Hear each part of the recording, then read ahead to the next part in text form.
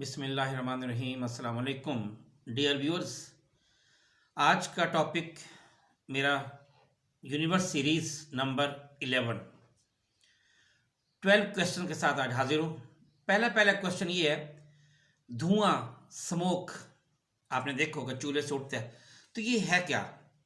इसका जवाब ये है कि एक्चुअली जब हम आग जलाते हैं ना, कोई भी चीज़ जब जलती है तो जो ज़रात पार्टिकल्स उसके सही तौर पर नहीं जल पाते वही इकट्ठे होकर फजा में बुलंद होते हैं, उसको धुआं कहते हैं। नंबर 2, गर्दबाद वर्लपूल भी आप इसको कह सकते हैं। ये है क्या? एक्चुअली जब हवा गर्म होती है तो गर्म होकर हमेशा ऊपर उठती है। जब हवा ऊपर उठेगी तो समंदर से जो ठंडी हवा है उसकी जगह लेने के लिए तेजी से उसकी तरफ आती है। इस तरीके से हवा चलती है। इस हवा के चलने से कुछ दरख्तों के पत्ते, कागज़ के टुकड़े वगैरह वो भी इसके साथ जो है ना वो उड़ने लगते हैं, साथ ही आ जाते हैं। और ये बाज़ ये बगोले किसी जगह जहाँ पे हवा कहीं कहीं ज़्यादा गर्म हो जाती, कंसनट्रेशन ज़्यादा हो जाती गर्मी की, वहाँ पे ये छोटे छोटे रास्ते बना लेते हैं, उसको हम गर्दबात कहते हैं। नंबर 3, आपने देखा होगा कि मछली के पर होते हैं उसके जिस्म के 3-4 साइड पे भी आपने देखा होगा, ऊपर भी देखा होगा, नीचे भी है। ये इनके परों का रोल क्या है? देखें, मछली के जो ऊपर नीचे वाले पर हैं ये मछली को पानी में अपना बैलेंस मेंटेन रखने में मदद देते हैं। जो उसकी साइड वाले पर हैं वो उसको रुकने में, चलने में और उसका रुख तब्दील करने में मदद देते हैं। और जो उसके दुम वाले पर हैं वो उसको मछली को आगे बढ़ने में मदद देते हैं। नंबर 3, आपने देखा होगा कि जो स्टार्स हैं वो टिमटिमाते हैं, ट्विंकल करते हैं। इसकी क्या वजह है? एक्चुअली 2 रीज़न हैं। नंबर 1, एक तो ये कि जो स्टार हैं ये एक्चुअली हाइड्रोजन गैस के मजमूए हैं, हाइड्रोजन गैस सिमट रही है जिसकी वजह से वहाँ पे जैसे एटम बम फट रहे होते हैं उस तरीके का वहाँ पे जो है ना वो अमल हो रहा होता है। और उसकी वजह से वहाँ पे मकनातीस के बड़े बड़े तूफान और लहरें दूर दूर तक जो है ना वो कई कई मील तक जो जारी होती हैं। अब वो जब उड़ती हैं वो बहुत ऊंचाई तक जब वो जाती हैं तो अब वहाँ पे वो सिचुएशन पैदा होती है कि जब अगर आप देखें, अगर आपने तालाब के नीचे तह में अगर कोई फर्ज का सिक्का पड़ा हुआ है, आप जब किनारे से जब उसको देखेंगे ना तो आपको लगेगा सिक्का ऐसा ऐसा हल्का हल्का हिलता है।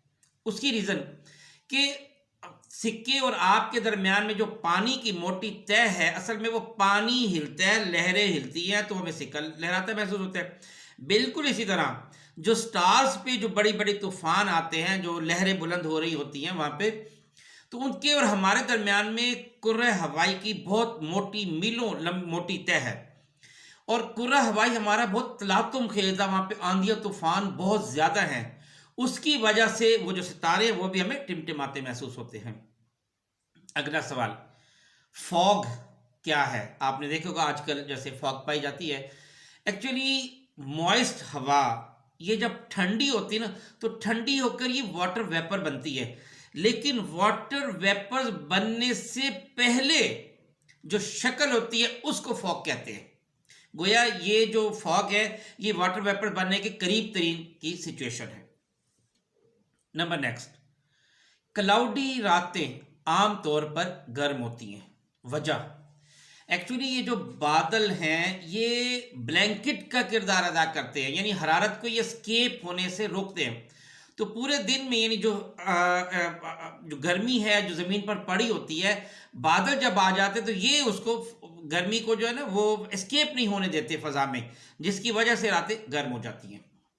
नंबर नेक्स्ट, आपने मतलब देखा है कि कुरान पाक में भी मशरिकैन कहा गया, मगरिबैन कहा गया। हालांकि मशरिक तो एक है, मगरिब एक है, तो फिर ये मशरिकैन क्यों कहा गया? वजह देखिए, एक्चुअली इसके जवाब ये है कि मशरिक, सपोज मैं ये ऐसे लेता हूँ कि ये सामने बिल्कुल मेरे मशरिक है। अब ये एक एंगल 90 का है, अगर मैं इसके थोड़ा सा इधर देखूंगा एक साइड पे 89 का हो जाएगा, एक साइड पे 91 का हो जाएगा, फिर एक साइड पे 88 हो जाएगा, एक साइड पे 92 हो जाएगा। आप इस तरह एंगल बनाते जाएं तो ये सारे के सारे चूंकि एक साइड पर है ना कटे, तो ये इसलिए उनको मशरिकैन कहा गया। बिल्कुल सेम केस मगरिबैन की तरफ आप ले लें कि इसका मतलब है मुख्तलिफ एंगल्स जो बन रहे होते हैं। अच्छा जी, नेक्स्ट क्वेश्चन हमारा, पानी बर्फ कैसे बनता है? देखिए, पानी का आप सबको पता है कि जो फ्रीजिंग पॉइंट है वो 0 डिग्री है। इस 0 डिग्री सेंटीग्रेड पर मॉलिक्यूल जो है वो जोड़कर क्रिस्टल बनाते हैं। यही जब ठंडा होने पर जो माई की पोटेंशियल एनर्जी है, इसकी मिकदार, ये रूल है कि वो कम होती है, तो लिहाजा कम होकर मॉलिक्यूलों की जो मूवमेंट है वो बहुत सुस्त हो जाती है, तो ये आपस में जुड़कर बर्फ बना लेते हैं। अगला क्वेश्चन है, सनफ्लावर आपने देखे भी होंगे, इसका रुख हमेशा सूरज की तरफ क्यों होता है? एक्चुअली ये जो हमारी साइंस की टर्म है फोटोट्रॉपिक मूवमेंट है। फोटोट्रॉपिक मूवमेंट में ये होता है कि उसके जो तना है उसमें एक ऑक्सीजन पिगमेंट पाया जाता है। उस ऑक्सीजन पिगमेंट की वजह से जब सूरज की रोशनी उस पर पड़ती है ना, तो उसके जो बैक साइड है, यानी सूरज की रोशनी को ऑपोजिट साई वाली साइड, वहां पे उसकी कंसंट्रेशन बढ़ जाती है। उस कंसंट्रेशन, पिगमेंट की कंसंट्रेशन बढ़ने से वो अकड़ के खड़ा हो जाता है और हमें लगता है कि वो सूरज का रुख, उसका रुख सूरज की तरफ है। असल में सूरज का रुख उसको तो बाई चांस यानी हो गया, असल में उसकी ऑपोजिट साइड यानी साई वाली साइड पे उसकी ऑक्सीजन पिगमेंट जो है ना उससे अकड़ जाना होता है, स्टिफ हो गया, सख्त हो गया वो। और अगला क्वेश्चन है, दरख्तों के तने सख्त क्यों होते हैं? जब छोटा सा पौधा होता है, आपको पता है हम उसमें पानी देते रहते हैं, पौधे के अंदर जितने भी हमारे एटम्स पाए जाते हैं, आपको पता है कि इसके अंदर दरमियान में जो है ना वो सेल के अंदर न्यूक्लियस पाया जाता है। तो ये तमाम जो पौधे ये सेल्स से बने होते हैं। न्यूक्लियस आमतौर पे आपको पता है मिडल में होता है और उसकी साइड पे कहीं 1-2 वैक्यूल्स होते हैं। लेकिन ये जो पानी जब हम पौधों को देते हैं तो ये पूरा का पूरा पानी वैक्यूल के अंदर जमा होता जाता है, जिसकी वजह से वैक्यूल बढ़ना शुरू हो जाता है। हत्ता कि वैक्यूल इतना बड़ा हो जाता है कि जो न्यूक्लियस है वो बिल्कुल साइड पर चला जाता है और पूरा का पूरा वैक्यूल जो है पूरे सेल को कवर कर लेता है। जब पानी भर जाता है पूरा तो वो सख्त हो जाता है। तो पूरा जब जैसे जैसे दरख्त बड़ा होता जाता है वो सख्त मजीद होता जाता है। इसलिए जब बड़े दरख्त है वो बहुत ज़्यादा सख्त हो जाते हैं। असल में वही पानी है जो उसके अंदर कूट कूट के उसके साइंस के अंदर भरा होता है, इसलिए उसके तने सख्त होते हैं।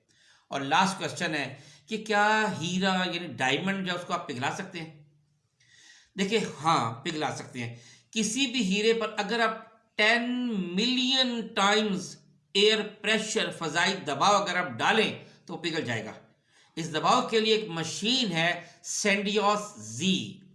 इस मशीन के जरिए जो मैग्नेटिक फील्ड की प्लेटें हैं वो तकरीबन 34 किलोमीटर पर सेकंड की रफ्तार से घूमती हैं।